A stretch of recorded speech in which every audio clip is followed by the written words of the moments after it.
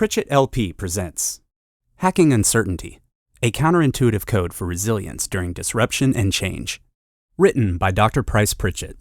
Narrated by Jonathan Burks. Copyright 2020, Pritchett LP.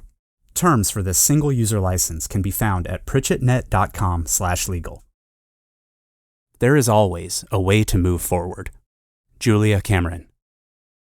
Change. Sometimes you can see it coming. Other times you just get a feeling inside. The vague sense that something big, something different is coming down. But now and then, it takes you totally by surprise. Regardless of how it approaches, though, change usually comes with a traveling companion: uncertainty. This uncertainty often blankets us well before the actual changes arrive. Like a descending fog that marks a shift in weather, uncertainty reduces visibility into the future, blurs the situation at hand, and raises a whole new set of questions. Moving through this field of ambiguity, you may be tempted to insist on clarity, to demand solid answers, to push toward closure. Or, let's put it differently, you might be intent on managing the uncertainty, determined to eliminate it, to force it out of your life and career. That's not likely going to be a winning strategy. The defining feature of uncertainty is its very unmanageability. Seeking to control it is like trying to rearrange fog. What is manageable, and what you should focus on, is managing you. That is where your power lies, because that is what you are free to control. We are all the product of chance and choice. Working in tandem with circumstances that life puts before us, we choose our moves, and so become co-designers of our future. Hacking Uncertainty maps for you the road less traveled, a secret route through disruption and change, providing a shortcut that helps you move through today's fog of uncertainty toward the best possible outcomes. You'll learn the unusual psychology of dealing with unpredictability, a counterintuitive code for managing yourself under conditions of low visibility and high stakes. The program spelled out in the following pages probably isn't what you would expect. It also may feel unnatural to you, but it's powerful and you can make it work. Chapter 1. Beware of your natural impulses. As change closes in and uncertainty clouds the future, a primal alarm goes off deep inside your brain. Without any conscious effort on your part, this basic survival instinct warns you, be careful. Automatically, you start scanning for danger. This natural impulse, designed purely for your self-defense, asks questions like these. How could I get hurt in this deal? What do I stand to lose? Where could things go wrong? What should I do to protect myself? These are good questions, evidence that this instinct has your best interests at heart. But while it's good at spotting the potential for harm, it cannot detect the glint of opportunity. Good possibilities get ignored.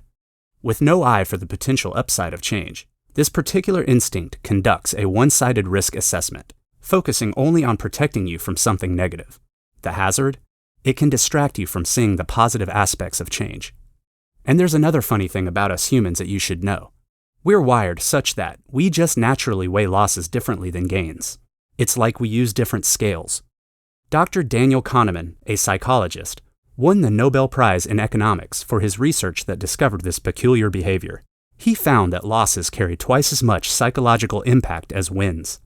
No surprise then that when we survey uncertain situations, our attention focuses mostly on dodging the threats. This negative bias interferes with the ability to see opportunity and stifles our willingness to take promising risks. Your challenge is to think past these natural impulses. What if the uncertainty just happens to be gift wrapping, and your job is to find what's hidden inside? Not everything that is bad comes to hurt us. Italian proverb. Chapter 2. Examine your tolerance for ambiguity. Many people find ambiguity and uncertainty more difficult to deal with than change itself. How do you stack up on this personality trait? People with a low tolerance for ambiguity like for their world to be systematic, orderly, and predictable. Give them a map, a schedule, a plan. The more structure, the better. The fuzzier the situation, that is, the more they have to deal with unknowns and lack of clarity, the more bothersome it becomes. When forced to wait for answers, wondering how things will turn out, the vagueness gnaws at them, and they get itchy to bring about resolution. Closure becomes the top priority. Trouble is, in attempting to drive out ambiguity and improve their psychological comfort level, they often complicate matters and compromise their position. patience might have produced much better options. In contrast, people with a high tolerance for ambiguity find it much easier to handle the open-endedness of uncertainty. They're comfortable feeling their way along, giving the situation time to unfold, letting it teach them how to proceed. They're willing to improvise and deal with reality as it arrives. This keeps them open to possibilities and positions them to maneuver toward opportunity. So which way do you lean? On a 10-point scale, with 1 being very low tolerance for ambiguity and 10 representing extreme comfort with ambiguity, where would you score? Seriously think about it. Joe Louis, the legendary boxer, said, "Everyone has a plan until they've been hit. The lower your score, the harder the punch when uncertainty takes a swing at you." Here's the thing to remember. Your tolerance for ambiguity will color your view of the situation at hand and predispose you to react a certain way. But you're still the person in charge of you. Wanting to know where we're going is often how we fail to get anywhere at all. Julia Cameron. This was a preview of Hacking Uncertainty, a Counterintuitive Code for Resilience During Disruption and Change by Dr. Price Pritchett. The full audiobook can be purchased at www.pritchettusquared.com. Use the link in the video description to get a free digital copy of this handbook.